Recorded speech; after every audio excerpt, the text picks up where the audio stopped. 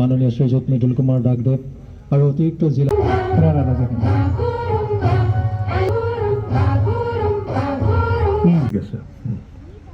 উত্তৰ বিশ্বকৰ্মা ডাঙৰীয়াৰ নেতৃত্বত ইতিমধ্যে বিহু বিশ্ব দৰবাৰলৈ নিয়া হ'ল।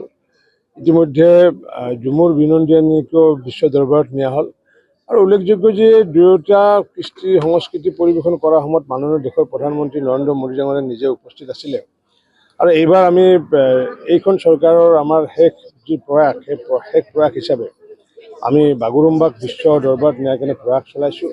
সমগ্ৰ অসমৰ পৰা প্ৰায় 11,000 তেনেকুৱাকৈ বাগুৰুম্বাৰ নৃত্য যিসকলে শিল্পীসকলে তাত নৃত্য পৰিৱেশন কৰিব আৰু এইবাৰো মাননীয় প্ৰধানমন্ত্ৰী ডাঙৰীয়া নিজে 17 জানুৱাৰী তাৰিখে উপস্থিত থাকিব গুৱাহাটীত আৰু তাৰ লগত সংগতি ৰাখি প্ৰত্যেকখন জিলাৰ পৰা কিছু নিৰ্বাচিত শিল্পীসকলক আমন্ত্ৰণ জনাইছে আৰু আমাৰ ইয়াতে যিহেতু বড়ো জনগোষ্ঠী বজালীৰ যিহেতু কম তাৰ ভিতৰতো যিসকলে এক্সপাৰ্ট তেওঁলোকক আমি ইতিমধ্যে বাছনি কৰি উলিয়াইছোঁ। 71গৰাকী যুৱতী তেওঁলোকক আমি ইতিমধ্যে নিৰ্বাচিত কৰি ওলাইছোঁ আৰু আজিৰ পৰা আমি ইয়াতে স্থানীয়ভাৱে আখৰা আৰম্ভ কৰিছোঁ আমাৰ জিলা আয়ুক্তৰ বাকৰিতে আৰু 11 তাৰিখৰ পৰা তেওঁলোকৰ গুৱাহাটীত তেওঁলোকৰ ট্ৰেইনিং হ'বগৈ, প্ৰশিক্ষণ হ'ব আৰু 17 তাৰিখে তেওঁলোকে পৰিৱেশন কৰিব।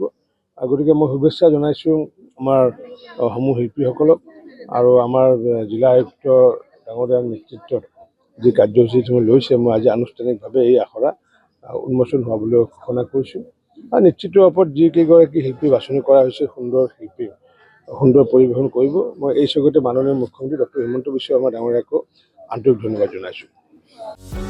যিকোনো খবৰৰ বাবে যোগাযোগ কৰক আমাৰ এই নম্বৰত 9181 307 221।